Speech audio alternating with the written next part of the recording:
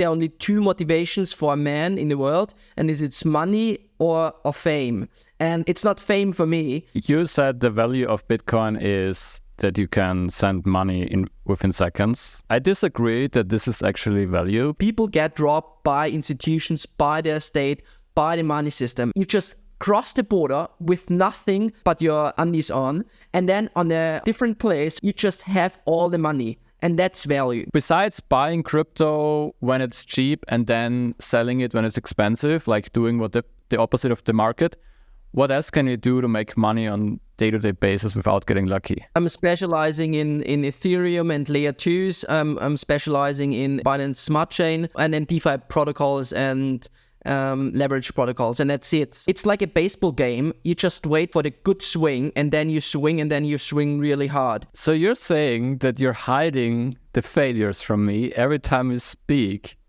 What are some of the failures?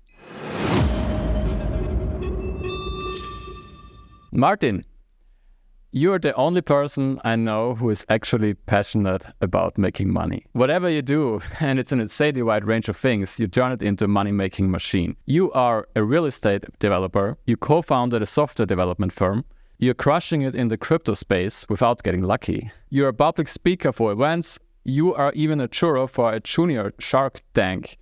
And every time you speak, we talk about new business ideas, as if you wouldn't be doing enough anyway.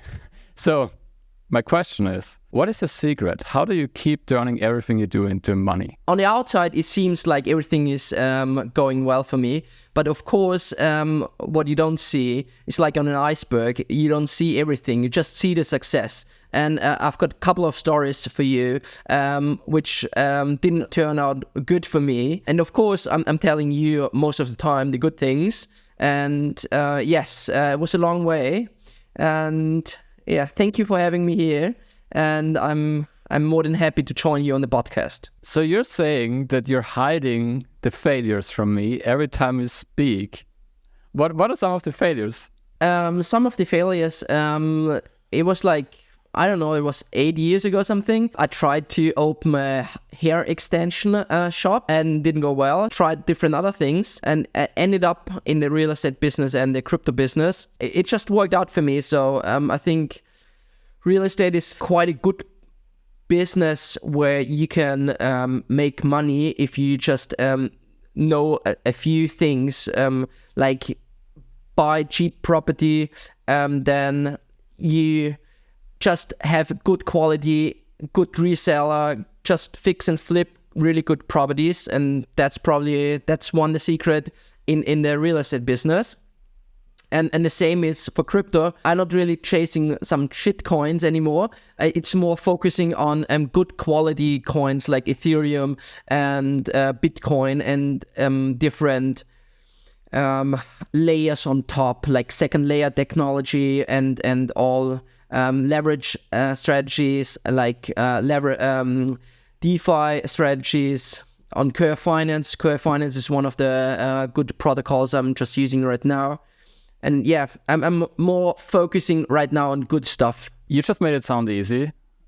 I just buy quality coins in crypto and I just, buy cheap property. But actually doing it is hard, right? Because yes, I know that Bitcoin is around for a long time and Ethereum, but like I know that you are not just one of the guys who just bought Bitcoin when it was super cheap and like 1K or something, and then you just 60x'd your money because of that. It's like you keep selling and buying crypto, and also with real estate, it's hard to develop a system to always buy cheap and then actually make profit out of that, right?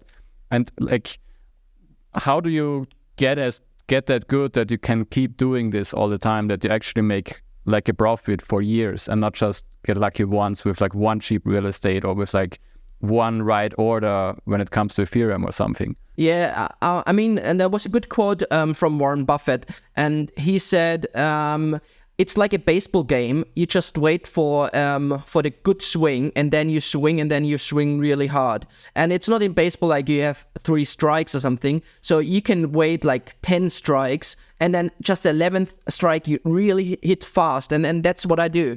Like in the real estate, I'm really down to cutting costs. Like I'm doing it with my co-founder, and last year there was a little downswing in the real estate market. We didn't buy anything. So and just to have the possibilities to not buy when everybody's buying and not sell when everybody's selling, it's like one of the key things. Like if you like a surfer and you're sitting on the beach, you don't have to go in the water if the waves are too high. You don't have to go in the water if the waves are too low. Just going in if the waves are perfect for your size. And that's for me, like our properties, it's between like 200 square meters, what's around like 600 square feet or something like this, to the max property what we are developing. It's 1,000 square meters, so 1,000, so 3,000 square feet. And that's the kind of things I want to see. If I see a property which is bigger than that, I just let it pass. So if I have a good contact, of course I'm getting a commission fee if I'm passing it on, but I'm not using it for myself. And if I'm finding a property which are smaller than this size, I'm just passing it on as well. So I'm really focusing on my size and what I can do. And if I'm not finding a property which is cheap enough in my concern, I just leave it. And like last year, the properties are still high. The funding fees are really high as well. In Austria, they're about 5% right now. So I just let it pass. And this year, we already started again looking for properties, buying some properties, and which we can develop in the next year or 2 years. And we will see how the rate hikes are going, especially in the late this year, like September, November. And if the rate hikes are going down, and it's good for us. If the rate hikes staying high or inflation is coming back or something like that, of course it's bad for us. But I'm always on the safe side. So I'm more on the side, let one thing pass, one real estate, one coin, whatever, just to make sure that I'm not getting broke. So I'm having this safe aspect in myself. Interesting. So your secret to success is pretty much patience and systems. Like you're not just buying because you have the impulse right now and like, oh, Aaron is talking about Bitcoin and everyone talking about, okay, real estate is hot right now. You actually have patience, and also you develop a system that you can make these decisions. How do you develop these? Like, what is the path to develop the knowledge? And it's pretty simple. It's all coming down to mathematics. So it's just a math game. I find a property, and then I'm calculating how much rate do I have to pay, and how much is the down payment on the property. And if it's a net positive value, then it's a buy, and it's pretty easy. So it doesn't comes down on the location where you live. It can apply it everywhere, like in pretty much every city. And of course, some cities are more complicated to buy properties and rent them out, and some properties are easier. It's coming down on basic economics, 101 economics, demand and supply. And if it's a high demand, of course, it's easier to sell them. And if it's a low demand, yes, you have to be high quality as well. And in crypto, and in all assets, and especially crypto, when you do it really hard to calculate what's the real value behind Bitcoin. Of course, there are a few values behind Bitcoin, like it's you can easily transfer money in just a second from one place on earth to another one, and without anybody interrupting your transaction. But the thing is, if it's hard to calculate, I'm not trying to catch the bottom. It's just like I'm not trying to catch the top either. It's more like, oh, well, in my terms, it's undervalued because, and then 1, 2, 3 applies. For crypto, it's like, oh, it's beneath the last low. It's beneath the last cycle low. It's beneath the last mid-top low or something like that. Or it's up, it's above the last top. Or it could be expensive. And one thing I'm especially looking at is the M2 money supply, and it's how much money is issued in the whole world. And it's when you look down like the last 15 years or something, the only thing that M2 money supply was outplayed was Bitcoin and a few stocks like Nvidia, Tesla, and kind of these crypto, these stocks. But if you apply it to the S&P 500, it's just riding along with the M2 money supply. So that's one measurement you can use.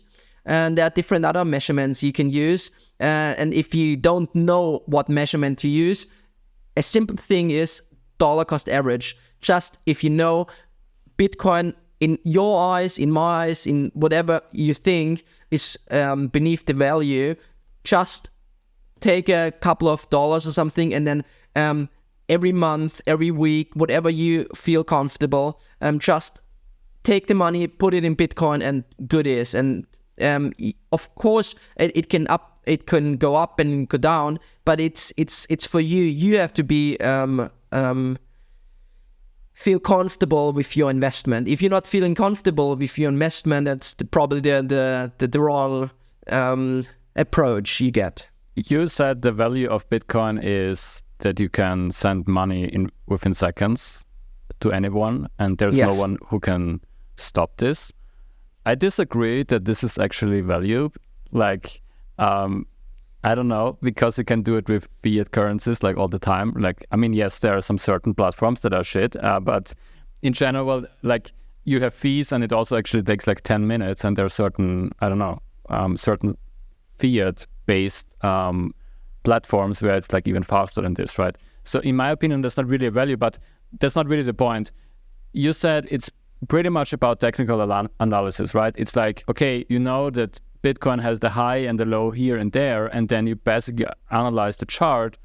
Not really the chart, maybe. You probably don't even have to analyze the chart. It's not the chart. Yeah, but it's not the chart. So, but like, you know that there's like a crypto winter, and it goes up, it goes down, and then you basically just draw a conclusion, and you just know how the market will actually react to certain trends, and then you know that if it goes up, well, then everyone is buying, but it probably doesn't go up forever, and then it goes down again.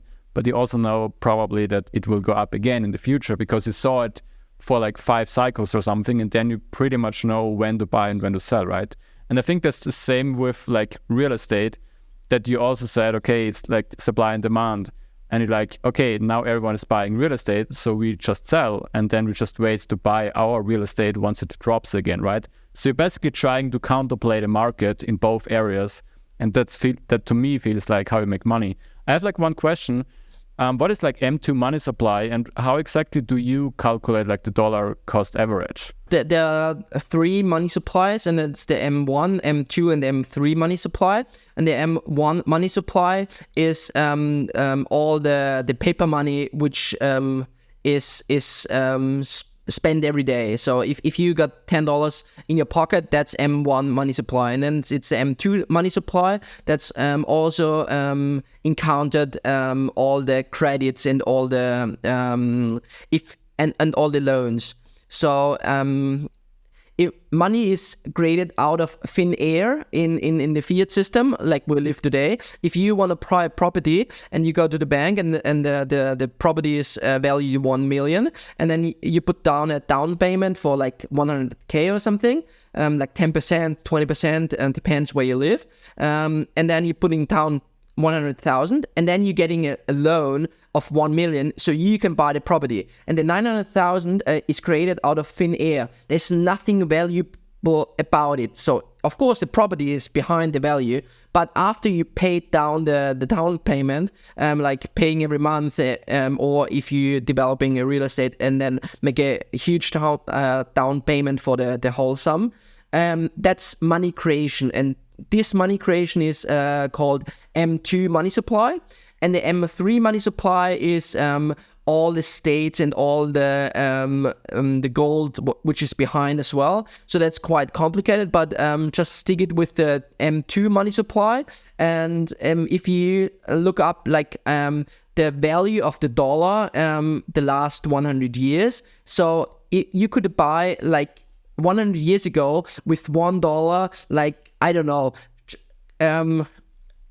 I think the house pricing, that is one good thing. The house pricing market in America, Warren Buffett bought his first house, and it's a decent house in Omaha.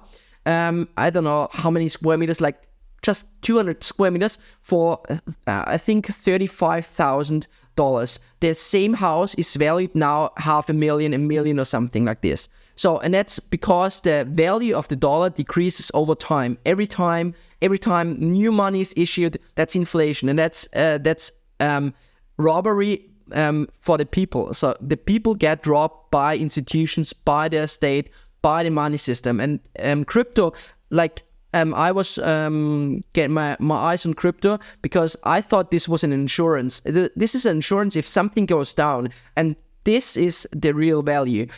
Hopefully you don't need the whole insurance, like the full insurance. Right now we just need the insurance, especially in Western Europe, just a part of it. But if something really bad happens, and thank God it doesn't happen in Austria, but it happened 2 years ago in the Ukraine, and the border was closed, and they wouldn't let the people through, and they searched for money, for gold, for all the stuff, and they collected on the border.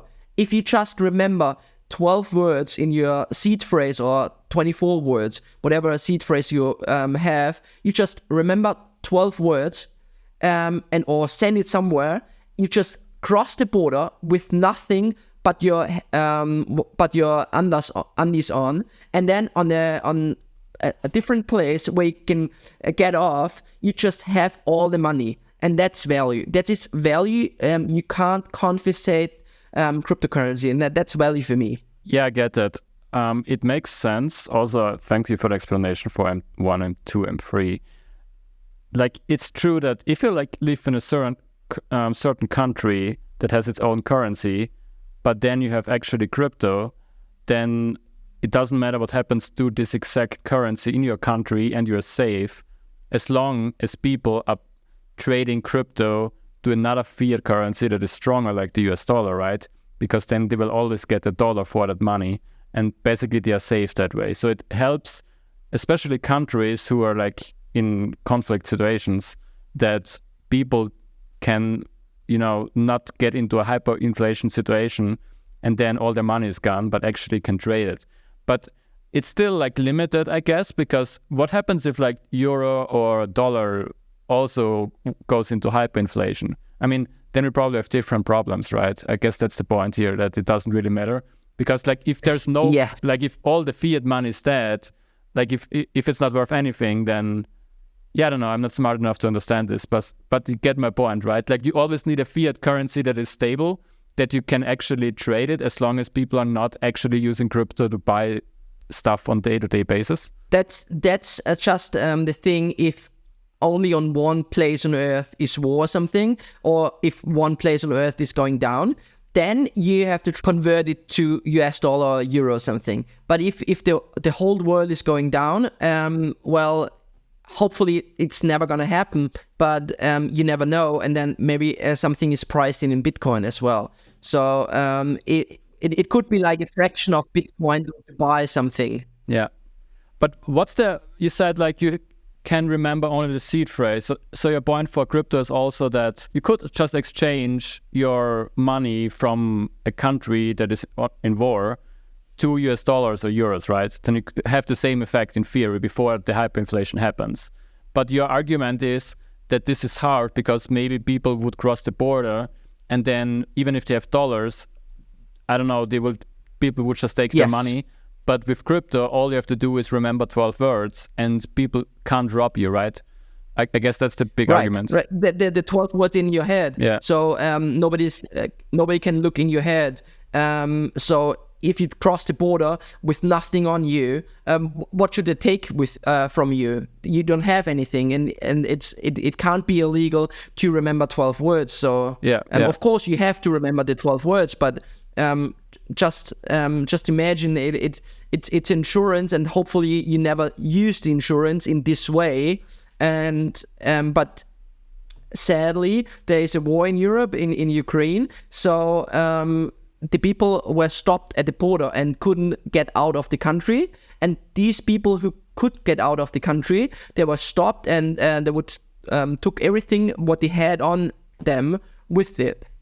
So just imagine you convert all your money in US dollar, and then you stand at the border, and then the border guard is saying, "Oh, you're not allowed to cross the border. You have to leave the money here because the country is in war."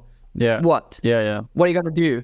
You can't argue with him. It's just a awful situation. Hopefully, we're not getting in kind of situation, but that's a kind of value you have. Yeah, it's true. I mean, I have no idea. I never experienced this kind of thing, so I don't know if it's true, but it could definitely happen, and maybe it does happen. I have no idea. But yeah, this is like how you can do something against it, because then not the border control has control over you, but actually you can just cross naked in your underwear, as you said, and you still have money, right? You just need to have a internet cafe somewhere, or just your phone, and then you still have money to pay. That's interesting. So yeah, there is actually some real money, some real value in crypto, and that's also what got me into crypto 2016, 17 or something. I was mining Ethereum as well, but I just didn't really understand it well enough. Back then, I still thought it's so difficult. It's so difficult to understand it in total, and of course I'm long way down the road, and I'm really studying hard on Bitcoin and Ethereum and all the other layer 2s and DeFi space, and the airdrop space is growing really fast. And I don't think anybody on earth understands Bitcoin really, really well. Just a few people, and it's for us normal people, it's just a few things you can learn and you can adopt. But like you said before, you were mining Ethereum. Ethereum has a different value to the people, to the earth, and that's the world computer. Like Bitcoin is the digital gold and digital money you can transfer from one place to another, and Ethereum is the world computer, where you can build on decentralized apps. Nobody can stop. Like there are only two clients who apply apps, and it's Apple and it's Android. And if they don't say you can apply an app, what are you gonna do? On Ethereum, everybody can apply an app. So that's a world computer. You can set up whatever you want, and that's the value of Ethereum. It's a different value, of course. That's interesting. I never thought about that. You're right. Like there's like this oligopoly. How do you say in English? Oligopoly. Duplo. Yeah. Is there a word for two as well? Monopoles. Anyway, it's like two monopoles. Yeah, Let's duplo. call it two monopoles. You're not smart enough for these words. Duplopoles. How? Yeah, it's duplo. Tuplable? Maybe. Yes.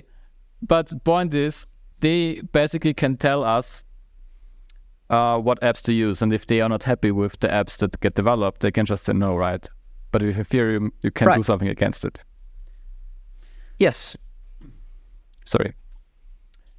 Yeah, crypto is very fascinating.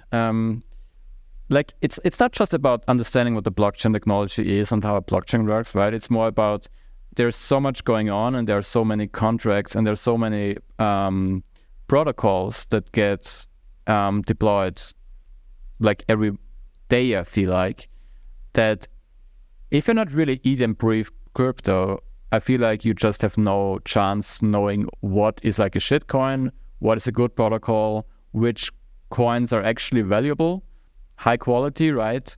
it's really hard to understand what's really happening. To me, for example, I don't like Bitcoin because to me it's just like, okay, it was the first thing that got famous, or basically the first cryptocurrency. But to me, it just feels like, okay, it's expensive, it takes a long time to transfer it, and actually no one is really using it. So I'm like, what's the real value behind it? I feel like they're like better coins than that. Like they're better protocols that could replace fiat transactions to me. But as I said, maybe I just don't understand it well enough. But how do you keep on track, and how, because I think we talked about protocols as well, like besides buying crypto when it's cheap and then selling it when it's expensive, like doing what the opposite of the market, what else can you do to make money on day-to-day basis without getting lucky? Well, of course, like everything in life comes with hard work. Like I said, you, I guess, spend nearly 1 to 2 hours every day researching new protocols, researching new DeFi protocols, researching all kind of stuff. Something is coming up new, like BRC20 tokens. What is this coming up? Where's something new is coming up? If it has a value, is it just a new shitcoin? Is it just a new coin?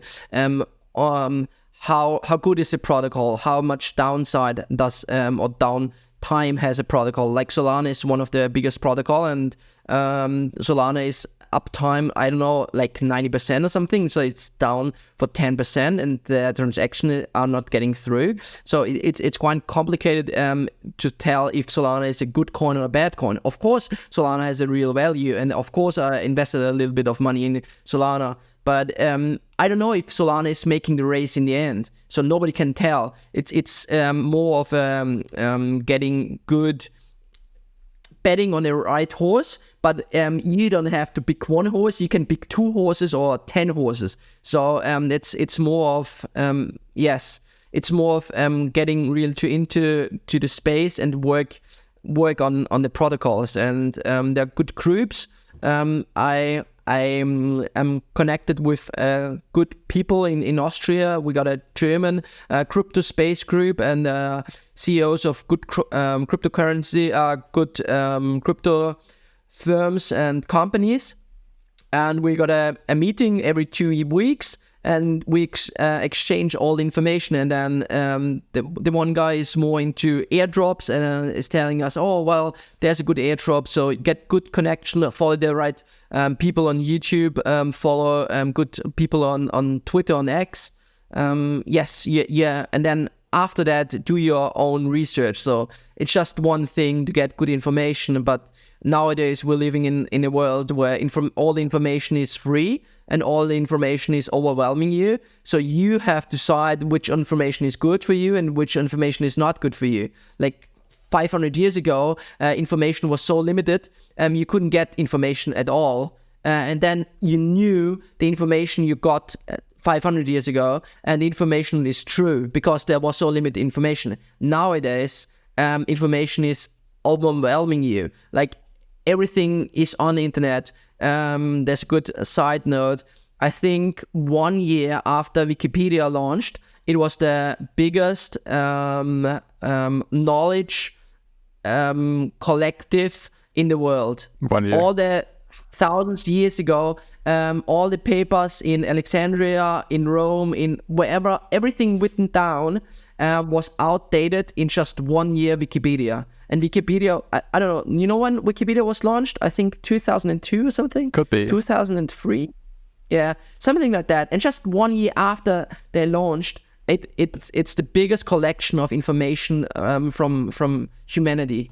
And then just imagine now, 20 years later, the information is so big, and you can't even know, you can't even tell if the information on Wikipedia is everything correct. So, and you can't say if one YouTuber is telling you the right thing or is pumping his own bags because he invested in the coin and then is dumping the coin on you. So, of course, you can get information, but you have to do your own research and to verify what the people are saying, and that's quite hard often, because after a while I lost money in the FTX. Sam Bankman-Fried, this scammer, who walked away with my money, and I thought, well, that's a good crypto exchange, and I thought, well, he's legit in all this stuff. But of course, and luckily me, or that's part of my myself. I'm not investing in one thing, everything. So just I had before that a ledger and a Trezor and decentralized places where you store money and store cryptocurrencies. And I don't store too much money on Binance. I don't store too much money on Coinbase or whatever. So you have to, and then it's just part of the game. Of course, you can lose sometimes, but if you lose, try not to lose too much. That's probably one learning I got here. So basically, to make it in crypto, you need to research a lot. In your case, it's like 1 to 2 hours a day to actually, read all the information, to get all the newest trends, to really get informed, like what kind of coin protocol is launched. Then also diversify. Find your niche. Yeah. And find your niche. So it's so big, so broad that you also need to you can't like know everything. You're specializing in that. Okay, I see. That also makes sense. I'm specializing in Ethereum and layer 2s. I'm specializing in BSC, as a Binance Smart Chain, and then DeFi protocols and leverage protocols, and that's it. So I'm not really too big in airdrops. I'm not too big in new coins. I'm not too big in gaming coins, in AI coins, all the coins. Of course, in our group, which we meet every 2 weeks, other people are big in gaming. Other people are good in airdrops. And then they share the information, and then I do the research, or I put a little bit of money into the airdrop. But it's like more, you have to know your niche, and you have to find it, and you be really good in your niche. You can't be good in everything. And yeah, that's interesting. I wouldn't have thought about that crypto is that. I mean, right now it's self-explanatory, because I said it's too complex for me, so I felt like I can't just keep track of all the news. But the solution is simply just specialize in a certain niche within crypto. And then you still diversify based on your knowledge, and you're not like going all in just because you know that one coin might be the most profitable, whatever. You still always have the approach of diversifying. And then you also have the community that helps you, because then you can still get extra knowledge, because you're probably like a community of people and everyone is like a specialist. As I said, like one is about game coins. You are about layer 2, which I have no idea what this is, by the way. And then you combine this knowledge, and I think that is probably how you make it. My question is like, how do you keep having motivation to study that? Because I'm interested in it once, and then I'm like, yeah, it's always the same. I don't know. How would you always keep reading and watching stuff about crypto? Like, what's the passion? What is the motivation besides making money? Well, that's a good question. But just for explaining, layer 2s are layers which are built on Ethereum on top. They're faster, they can do more. That's layer 2s. So for the viewers, layer 2s, it's built on Ethereum. And for my motivation, yes, of course, a big motivation is money.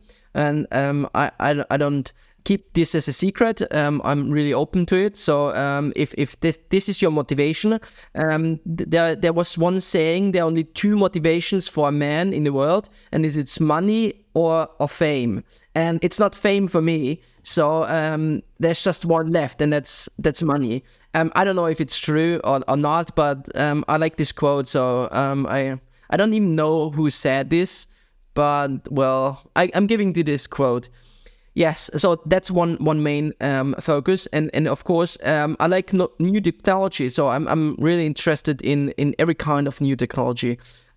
Just if there's a new phone coming up, I don't want to buy the new phone, but I want to know what is the phone doing better than the other phones. If there's a new car coming up, like Tesla, 14 years ago or something, or when I heard Tesla for the first time, I was really into Tesla. I was like, oh, that's a new technology. I want to understand how is it working. When was electric car, the first electric car built? And side fact, electric car were 120 years ago really huge in Europe. About 33% 100 years ago or 120 years ago were electric cars. So we got now less EV cars in percentage than we got 100 years ago. Yeah, and then I like the technology behind it.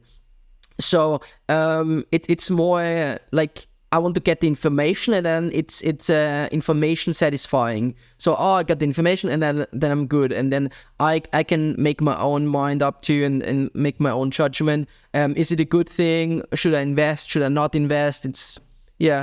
And often like nearly all the time, it's like, oh, it's a cool new technology. Okay, I'm not buying it, but I'm really interested. So it's not an investment case. It's helping the people, helping the humanity, helping the environment or something. But it's still takes a lot of time or a lot of more effort to invest in kind of these companies, coins, whatever. I like that you own the fact that you care about money and that money is a motivation.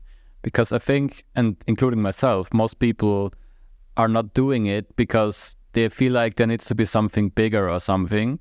But in the end, you still do it just for money, right? Which is kind of weird. It's like, yeah, I want to do something that is like helping others. And yes, I want, but if I would have all the money in the world, I would probably still not help most of the people I'm helping right now, right? I'm still doing it in exchange of money. And I think, yeah, it rarely you hear someone saying it, that in the end, it's still a lot about money. And like, that brings me actually to the question that I ask everyone here on the podcast. What would you do if I gave you $100 million? I'm probably doing the same like I do right now, just adjust the percentage. So if you like I invested like 20% in Bitcoin or 50% in Bitcoin, then I would invest 50% of the 100 million in Bitcoin. So I wouldn't change anything. Of course, after a certain amount of money, money is you can buy pretty much everything in the world. So you're doing something what you really like to do in kind of are really into helping young people to get started with a startup. That's one of the reasons why I'm in the board of young entrepreneurs in Austria. That's one of the reasons why I was in the jury for Shark Tanks for School. It's where young people came with a new idea and they got really beautiful ideas, and probably this is one thing I would spend the money or help the people or give the money away to one of the companies or building up a academy or something like this. So you get money just with the good idea, and that's just a little bit of money so you can start with your idea, and then if you're working hard on your idea, you're getting extra money and kind of this stuff. So you can't spend 100 million. It's like nearly impossible, like real dollar. Most of the people who own more than 100 millions, they don't really own the 100 millions. They just own the company, which is valued 100 million. So that's a different. That's very interesting. You said you can't spend $100 million, but the first thing you said was that you would just invest more money into Bitcoin, for example. Like, what's the point of investing money if you know that you can't spend it anyway? Like, why would you make more money out of 100 million if you know that 100 million is enough? Good question, but it's not about making more money. It's more about getting money through time. And like I said before, the M2 money supply is eating up your money. If you put it down, like saved 100 years ago, $1,000, and $1,000 was like average. Like I said before, the average car 100 years ago was like $3,000. total new car, and it was a new technology, so it was really expensive for the people back then. And now you can't even get a used car for 3,000 anymore. Or it's really hard to get a used car.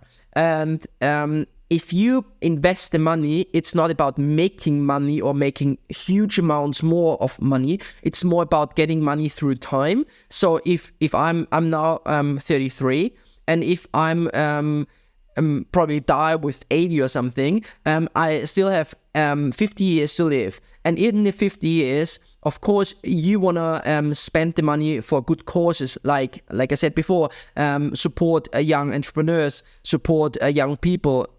And if you not invest the money, you can support young people right now, but not in 50 years anymore. Because in 50 years, the money, the 100 millions you have right now, they're worthless. They're just 100 million in 50 years are probably the same amount like I would give you like 2 millions right now.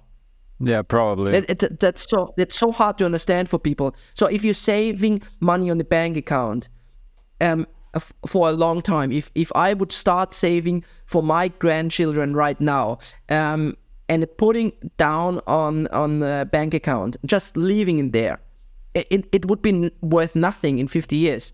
So it's not about making more money. It's just outperforming or performing the same way as M2 money supply is performing. Interesting. And that's probably it's not about making more money. Yeah, it's sort of making money, but it's pretty much preserving what you have right now. Yes. So you have the purchasing power. Yeah, exactly. You have like a big awareness or maybe even anxiety compared to the average person, because I think the average person would not think like this, in terms of you expect that in the future the value of things, of money, of anything will go down, which I feel is also the reason why you're into crypto, why you're also into real estate, because these are all things where you can make sure that the fiat money is not, eaten up by inflation, or some government makes certain changes that you have no control over. And usually you say, okay, real estate and crypto, those are two things that are quite attached from the government in general, because people always need to live. Yes, they have some control over the prices of real estate, of rent, but people still need to live somewhere. So it's basically something that will always hold some value. And at the same time, crypto is also basically attached from the government. So I feel like you're really trying to... You probably also have a lot of gold in your house, right? Some physical gold, I guess, or silver or something like this. Don't tell anybody. Now, of course, gold as well. Gold is a store of value for 6,000 years or something. Yeah. So of course, gold is something value. The problem with gold is you can't estimate how much gold is on Earth. So there's every year a new gold discovery somewhere, and then the gold supply is going up. So wow, okay. And crypto is limited, like Bitcoin is limited with 21 millions. So there's not a thing that could be changed about the 21 millions. And the same is with real estate. Of course, the government can increase the taxes. Of course, the government can make huge towers or buildings and increase the supply. But in the normal cases around here, the houses are 100 years old in Graz. So they're not tearing down the building and then building a 20-story building, skyscraper there. So that's just the space is limited. Uh-huh. So that's the reason why the value of the of real estate is going up. The blind demand. Why do you care about that much? Like, why do you care about supply and demand? No, in general about. Say it again. Why do you care about wealth creation that much, instead of? Because in the intro said, I think you're the only person who's really passionate about making money, and I meant that, because most people they really just want to do something they truly enjoy, and then they also want to make money with that. And that's basically the perfect combination. But you are really like into, I want to do everything to make more money because otherwise I will not have money. And as a result, you get good at all these things that actually make money, and you make a lot of money. That sounds, I mean, you know what I mean? It's interesting because it's not usual. But money is more a tool for me. Money is not what I'm looking for. The end goal. The end goal is freedom, and freedom for myself, for my family, for my future kids, for my grandchildren. It's freedom. You can if you have a boss. That's one thing why I'm self-employed and entrepreneur. I don't want to have a boss which dictates you have to work Monday to Friday 9 to 5. I want to have my freedom. I love to work on Sundays. It's peaceful. Nobody is interrupting you, and I want to have this freedom. I decide when I have to work, and if I don't feel on Monday working, who cares? I cancel appointments on Monday if I don't feel like. If it's not a really huge, big, important appointment, I'm canceling this. It's more about I want to have my freedom, and I want to live in peace. I want to live the way I want to live, and if I want to hop on a plane tomorrow and go to, I don't know, Vegas, I want to do this. Yeah. And that's the freedom what I have, and I already have kind of freedom. So if we're stuck somewhere in the middle of England, in south of London, I want to have the freedom. I can just book a hotel. I just book a flight back home, and I'm just flying back home. So done. And I'm not worrying too much about the money, not worrying about too much other things. So it's just freedom money gives you. But it's, if you chase money as money, like you want to increase your amount on your bank account all the time, it's not getting you anywhere. It's chasing like infinity. If you're the richest person on earth, well, and then of course you can get more money, and then so there's no end to it. But freedom is like you can define your own freedom for yourself. And one definition for freedom for myself is I can stop working every single time if I want to.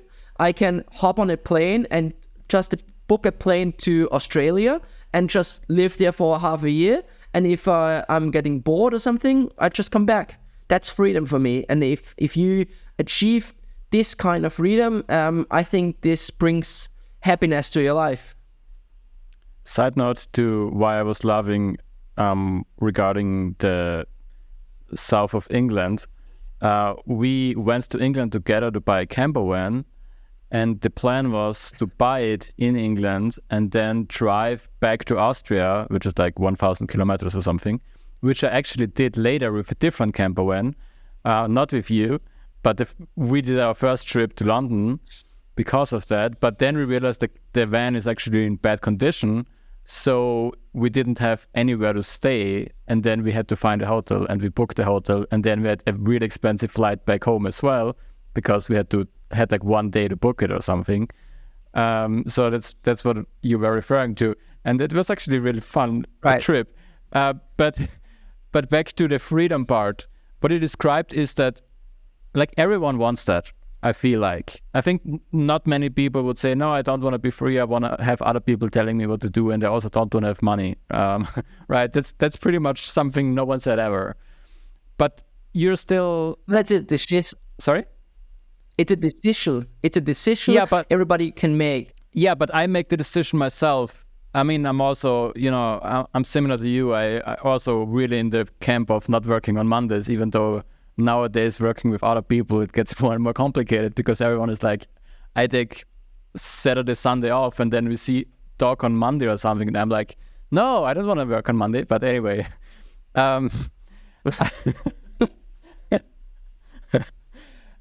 what was my point? My point was,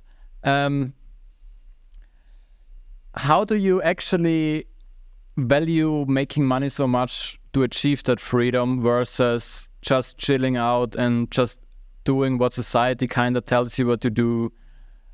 Like, what I still don't really get the main motivation. Like, you also say it's kind of a game for you. I feel like it's more like you really like to understand all these protocols. You really like to understand what it takes to buy real estate for cheap, sort of, and like how can you avoid costs here? What kind of systems do you need?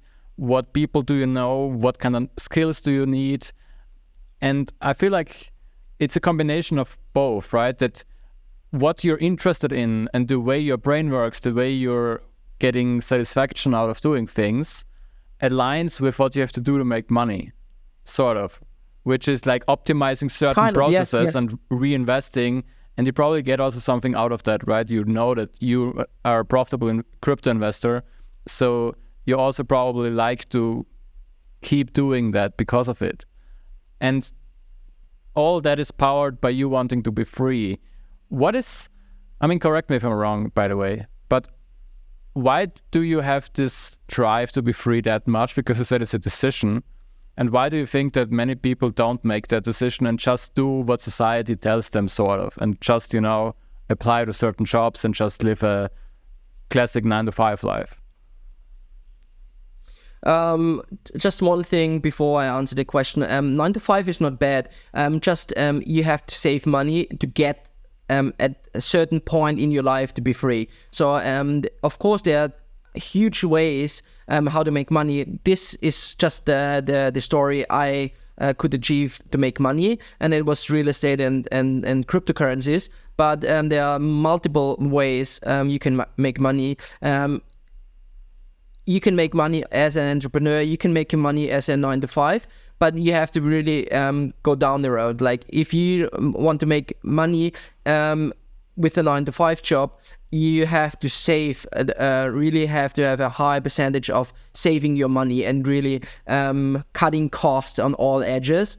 And it was not for me. Like I'm really into optimization and cutting costs, and in so many fields like real estate, I'm always trying to get 1 square meter out of extra square meter out. So I'm really saving on the plan, so I can really optimize all the walls, because 1 square meter is sold in Austria for 5,000 euros. And then I thought, like you said before, it's a game. The game for me is saving money, saving on square meters. Like if you just leave one wall or just remodeling one wall, you're getting out 1 square meters. It's saving you on costs on building. It's saving you on and then it's bringing you money on selling them, because of course 1 square meter, it's getting you 5,000 euros. So that's kind of a game, like you said before. It's pretty much a game. Yes. I'm seeing the whole life as a game, and of course you want to win this game. And for me, it's like achieving this freedom in an earlier age. It's, if you're achieving it in an earlier age, like about my age, it's, you have more freedom for the rest of your life. If you're achieving your goal of freedom just in your 50s or something, of course you can have 30 years of freedom. But if I'm achieving my goals in my 30s, then I have 50 years of freedom, and that's what drives me. So I want to see my kids growing up. I want to spend time with my kids. I don't want to spend 60-hour work weeks. So I'm putting all the effort, all the time in right now, because now I have the time, and I'm feeling like later I don't have the time. I have much better things to do.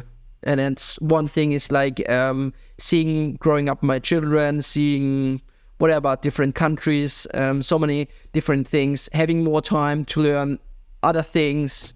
So yeah. I like that. That also makes sense why I do so many things, because you can also play a lot of computer games at the same time, right? You can play like 5 at the same time, sort of. Like you don't only play one game because you might get bored, so you play another game. So you just find new games to play, and then you also want to become the end boss in this game, sort of. You want to be the guy who makes it the furthest. You want to be the guy who doesn't have to play all the time. You want to actually, become the rich guy in this game, whatever game this is. And then you also know that you can retire earlier. I'm a bit different when it comes to that because I'm care more about the process of getting there as well.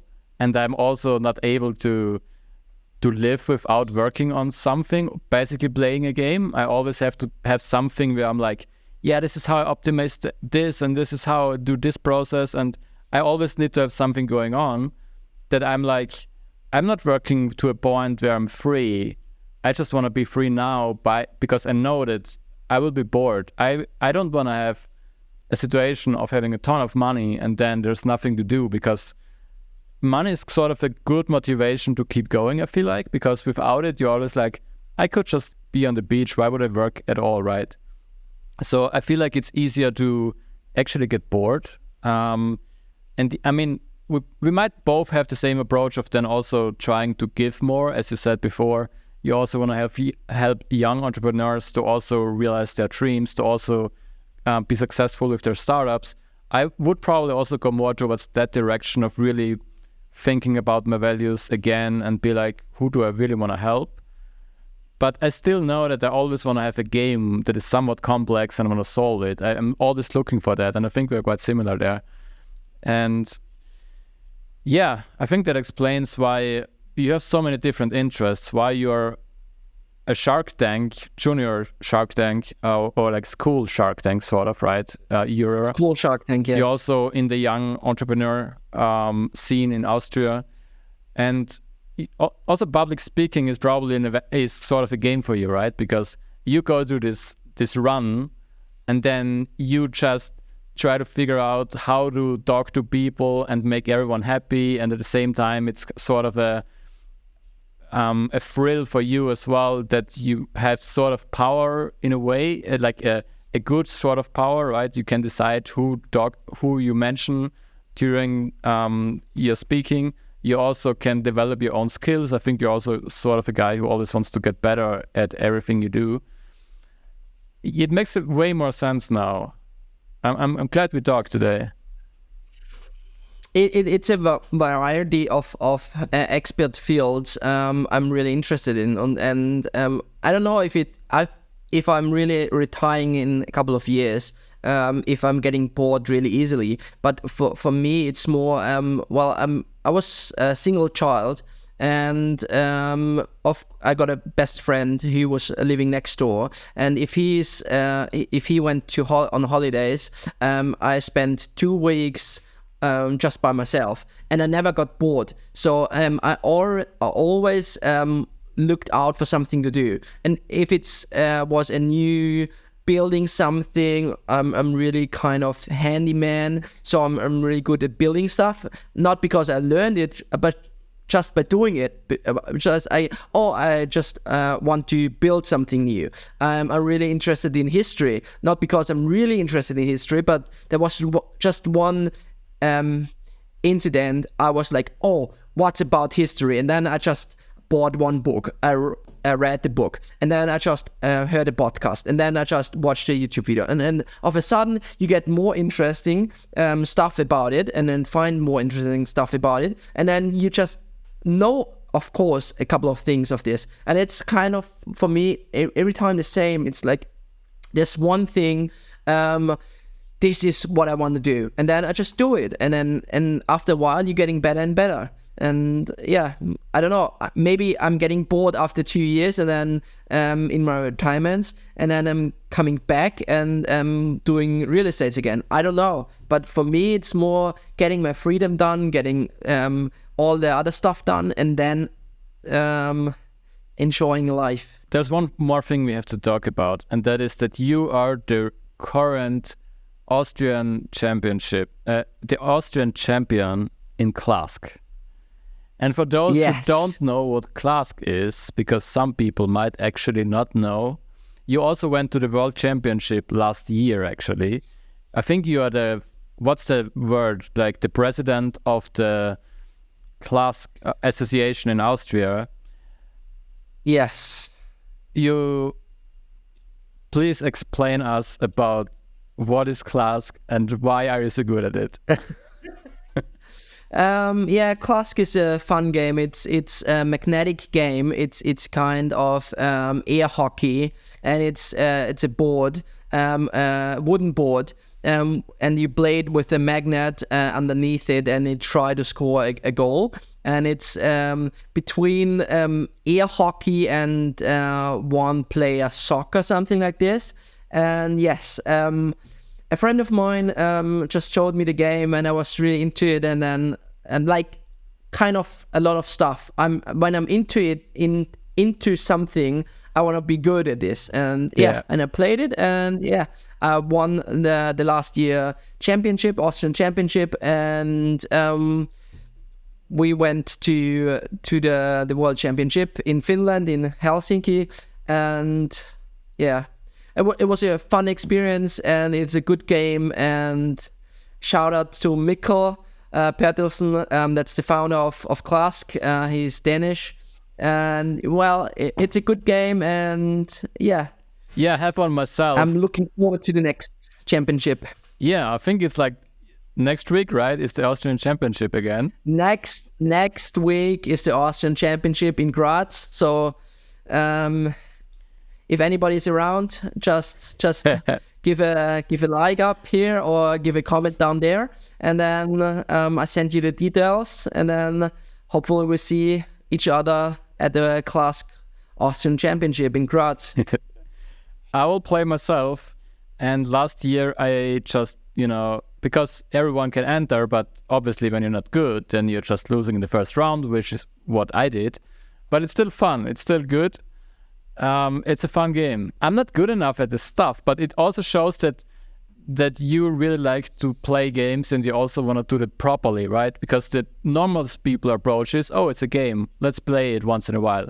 Your approach is, become the president in Austria, be good enough that you become the champion, go to the World Championship, just for fun, basically. Just because you know that you can do it, and you know that you just want to become sort of the best in whatever you do.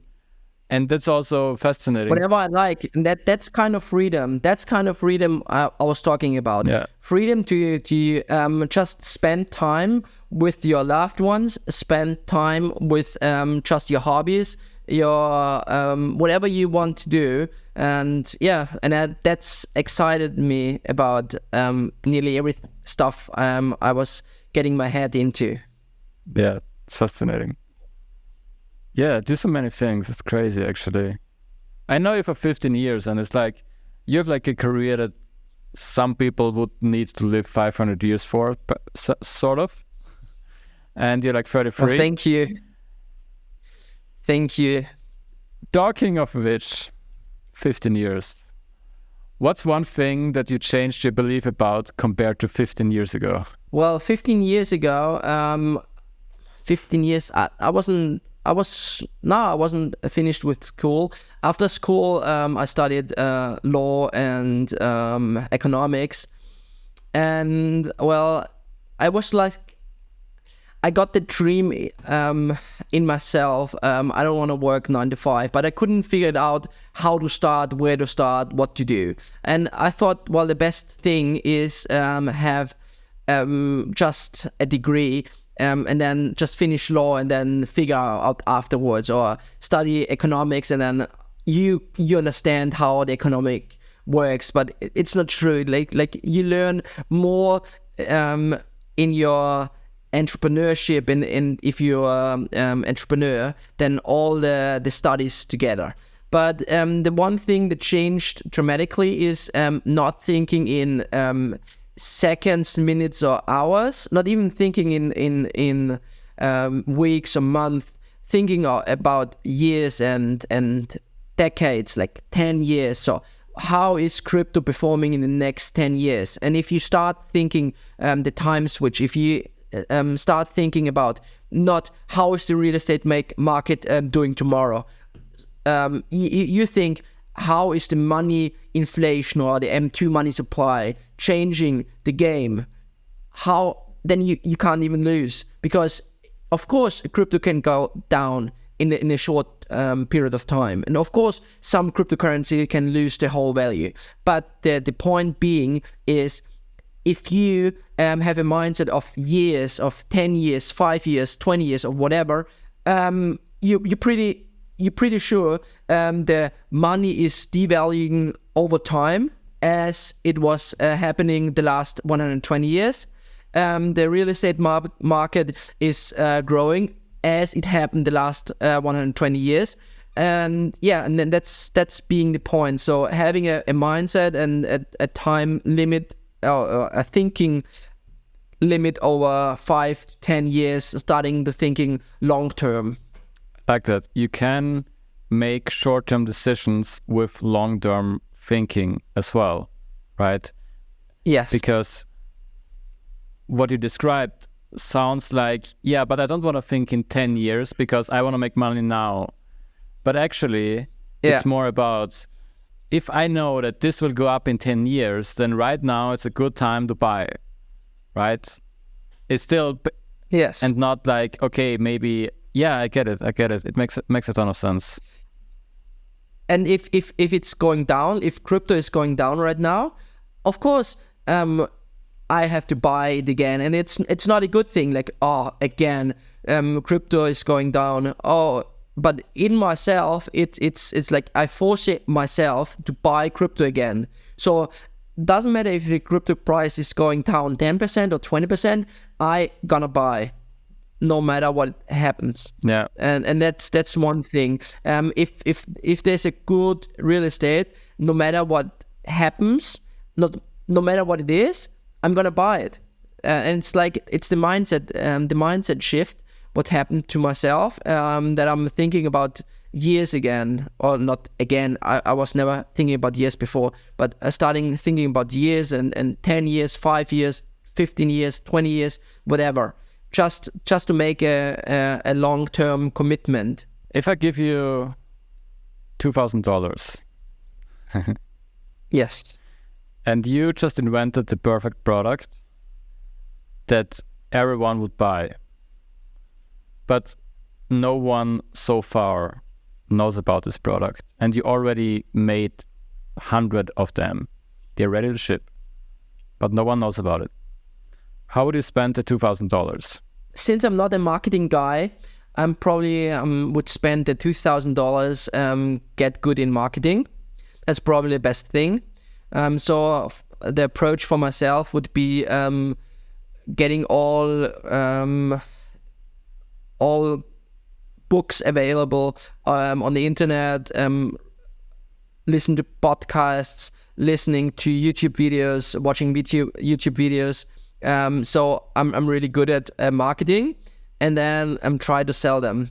That's probably one thing. If you're better in marketing, as myself, I probably would know how to spend the $2,000 good on marketing expertise. But probably if you're good at sales, you just get out on the streets and try to sell them to people. Just on the streets, just search for a big place in your city, just go there and then try to sell. And if it's not working, they're probably gonna tell why it's not working.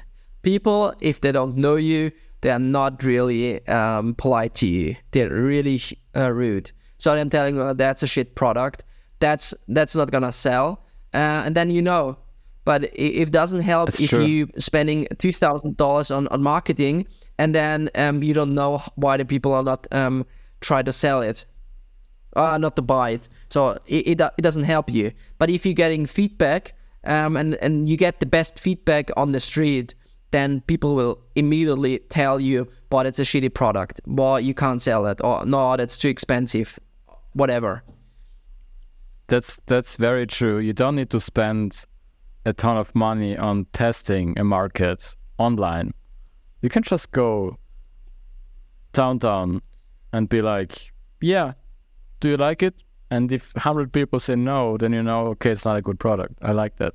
I also like what you said regarding you actually don't have any idea on marketing because you clearly figured, okay, it's about marketing, and you realized you don't have any clue regarding marketing. You're not an expert, at least. And that the first thing you would do is actually get good at marketing so that you can then make decisions on how to spend it, which I think is very powerful. Because most people would just say whatever they know about it, they would not even reflect first if they actually know what's the best way to spend the money. And they would just say, yeah, I know that you need to, I don't know, run Facebook ads, and that's why I would spend 2,000 on Facebook ads. I know that I need to do this and that, that's why I would spend the money on this. But you just take a step back and you're like, okay, I'm not good at it, so first I need to educate myself. And that's really powerful because it means that whatever there is, you're not just buying crypto. You're like, do I understand this protocol? Do I understand this niche of crypto? Do I understand this coin? Do I understand the market? That's kind of your first reaction. And then you decide, okay, now it's time to learn. Now it's time to buy all the books, read all the watch all the YouTube videos, follow all the important people in the space, and then you make a decision. And that's really good. That's really like taking one step back, zooming out and be like, okay, what's the best thing I should do right now? And it's not about these impulse decisions of what I was asking, basically, take the money and spend it now. It's more like, okay, first I need to think about if I'm actually able to spend the money in the most profitable way. So even there, you're thinking about the max EV decision, same as what you do with real estate. Can I get the square meter price like cheaper or sell it more expensively? Or how can I get the most out of this crypto coin? I think there's like a really nice pattern there of you trying to look for max EV in every decision you make, which sometimes could probably also mean that you say, I don't want to spend $2,000 on this engagement ring because it's minus EV. But it in general, it's a good thinking, and this also probably means or is the reason why you make a lot of money. And for those... I go even further on this because if you don't know anything about a topic, you just need to at least know a little bit about it, because if you're gonna hire somebody, they're gonna tell you, oh, that's so complicated, and they screw you. And that's the problem about it. I'm not a bricklayer, I'm not an electrician, I don't even I studied law and economics, and of course I did most of the jobs which I do on the real estate when I'm renovating them. I did it by myself on the first a couple of properties. But now, of course, there's too much workload, so we're gonna hire somebody. But because I did it by myself in the beginning, I know exactly how expensive, how hard the work is, how easy to find somebody is, how hard to find a good a good bricklayer is. And that's exactly with the marketing. If I don't even know how much an ad costs on Facebook are. If they are telling me, oh, 2,000 is not enough, I would spend another 10,000 or something. So I would spend 10 grand for something I could do easily by myself. Or if I would knew before, I would see, oh, that's a scammer. He just wants to take my money and doesn't want to help me. And that's even the look after one step, you look 2 steps ahead. And that's the thing. It doesn't help you if you're getting $2,000. It doesn't help you if you just learn about it. You have to make the second, the third, the fourth step. What is coming next? And that what is coming next is, of course, I learned something, and then I realized, oh, that's too hard for me, or I can't do it. So I'm gonna hire somebody. But if you then hire somebody, they're gonna screw you over. So you just have to think even more steps ahead. I'm a big believer of that as well. I think you always need to know how it's done yourself, and then you just outsource it, because you basically automate what you automate or outsource what you know how it's done. which is not always possible because there are certain things that, let's say, with real estate developing, maybe you're not allowed to use that grain or something, right? You actually would need to have this entire license to do that, but you therefore need to just hope that he doesn't screw you over. But he's still in a more powerful situation then, which is not good because he can do a bad job and you have not a lot of control. But yeah, in general, you want to know how things work. You just want to do them yourself. You don't want to be that guy, oh, I don't want to touch this stuff. You just really want to do it.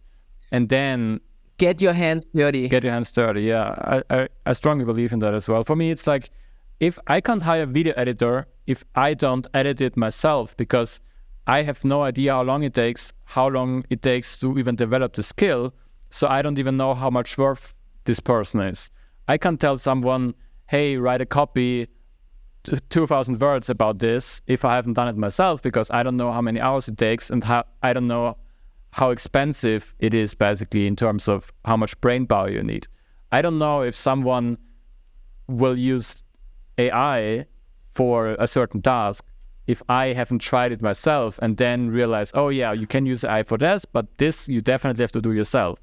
And so you're actually not getting screwed, and you also know how much you can pay without getting screwed over. And it's true, like when you spend money on ads, there are a lot of companies out there who charge shit ton of money that they monitor and run your ads.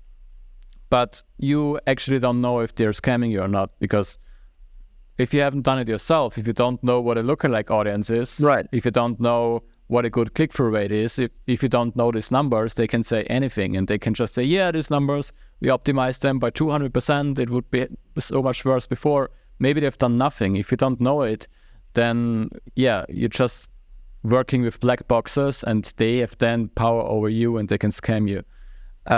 Right. Yeah. Good lesson there. I think a lot of people make the mistake of, working too early with people just because they don't want to do certain tasks. And what I think is one good lesson as well is people always try to get a shortcut on something, and the shortcut is not a shortcut at the beginning. It can be a shortcut in the end.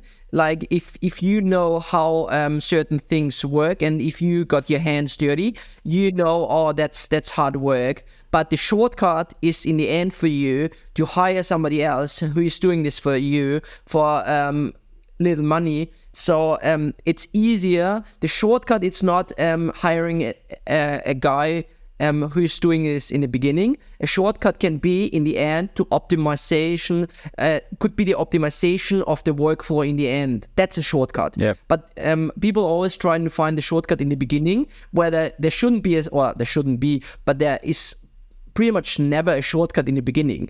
You only find shortcuts when you worked in a certain field for a long time. And of course, I got a lot of huge shortcuts in the real estate business, how we really get fast contracts, fast lawyers who sign the contracts. Of course, I got good companies I work with, which can renovate a whole new apartment in just 1 week with whole new floor, whole new doors, new bathroom, new kitchen, everything. But in the beginning, it took me 12 weeks or something. Yeah. Now I got the shortcut, I can do it. It would cost a little bit more, but I got the shortcut. And that's the point. The shortcut can only develop in the end because of your knowledge. Yeah, I strongly believe in that as well. You just have to do it yourself first, and then and then you can also exactly tell people or AI or whatever software, you can design it in a way that they know exactly how to do it. And it's still often, ideally, the quality of them doing the work is still better because they are specialists. But you know that you could get there as well if you spend more time, but they are more efficient because they are the specialists. If I design a thumbnail for this video, I know I can do it, and it takes me maybe 1, 2, 3 hours, and it will still look worse than if I hire a graphic designer.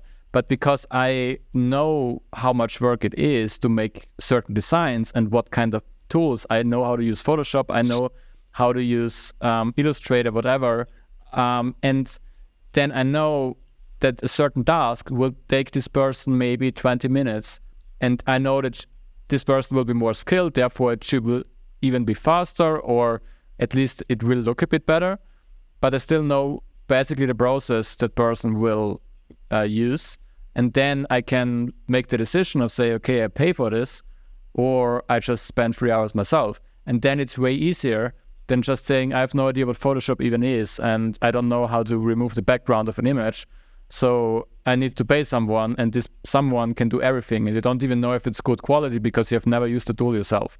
So you can get screwed over, and then you can either pay $10 or you can pay $200, and maybe the person does the exact same thing, but you don't even know because you don't have the experience. And yeah, but that's a good point. The shortcut is in the end, not in the beginning. I like that. Martin. Yes. Where can people find you? They can. I'm gonna send you the email address. I'm gonna send you Instagram and LinkedIn. I'm not really active on Twitter. I'm more a reader on Twitter. But of course, Twitter is for crypto guys just the number one place. But I'm more a reader, so I'm not really posting anything. It's more collecting information, data, and then making the analysis about it. Yeah.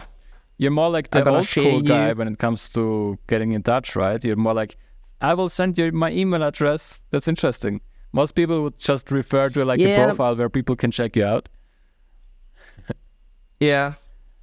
Well, it's more because of the activity. Like real estate is a real old business, I would say. So it's nothing new. There's no invention there. People don't have like influencers there. All the companies I work with.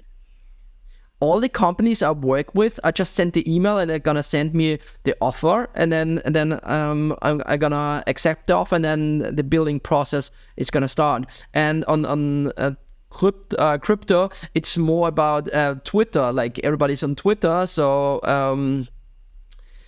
it's everybody's on X and posting so much stuff. But like I said before, I'm not really posting so much. It's more information gathering.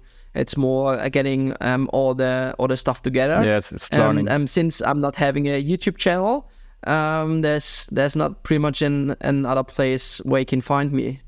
But maybe it was fun. Thank you for having me today on your show, and maybe there would be a next time.